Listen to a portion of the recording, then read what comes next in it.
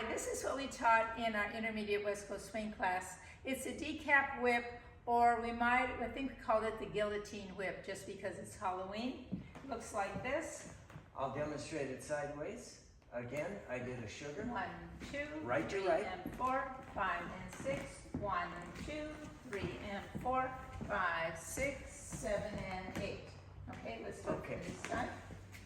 Okay, so he's going to break it down. So we did a sugar. He went right to right. Okay, I'm going to go Over my head. 1, 1, 2, 3, and 4. So let's do it from this position so they I can think see. that's good. Okay. I'm already right to right. I'm going to reach across the other shoulder. 1, 2, 3, and 4. And I stepped out of the slot on count 4. I just stepped across and rotated.